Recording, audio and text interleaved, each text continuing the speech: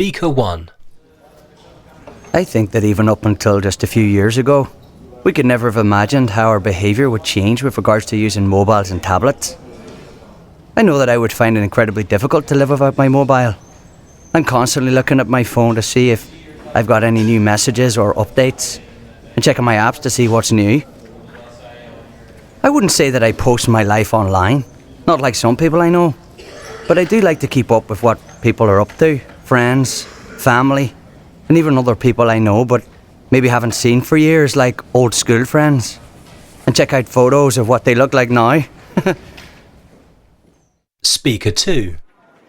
In a way, I think it's quite funny that we're always worrying about teenagers and young people becoming obsessed with online communication. But if you ask me, we need to worry just as much about adults. At the office where I work, even when we have a break, nobody talks to each other unless they absolutely have to, which is a sorry state of affairs to say the least.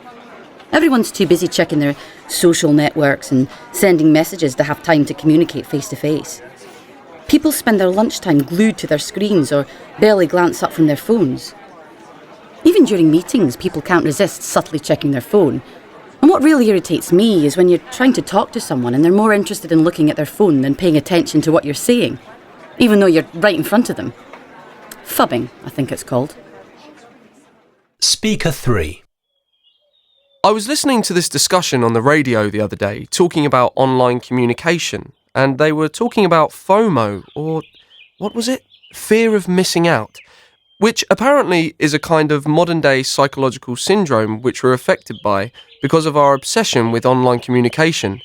Basically, they were saying that the reason why people feel that they have to be connected 24/7 and communicate everything they're doing and keep up with everything that other people we know are doing is down to this fear of missing out.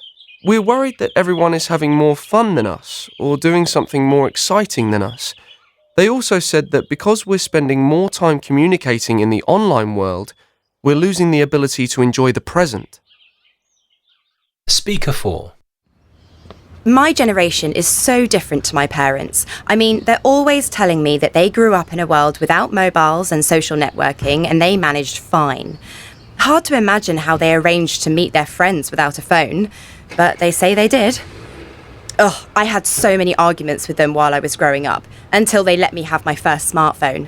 But they didn't let me have Snapchat or Instagram or anything like that. It's not the end of the world, they'd say.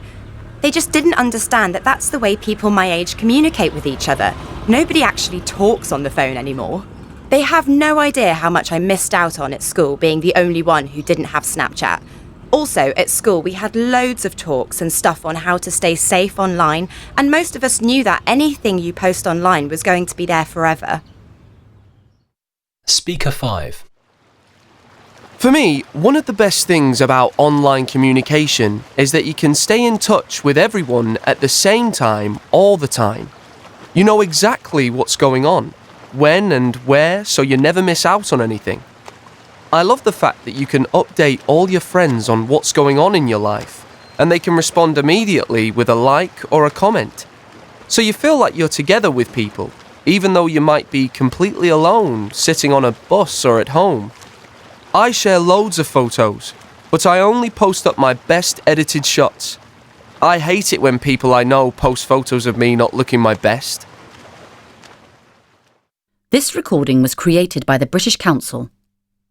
To find more English language learning material for teenagers, please visit www.britishcouncil.org/learnenglishTeens.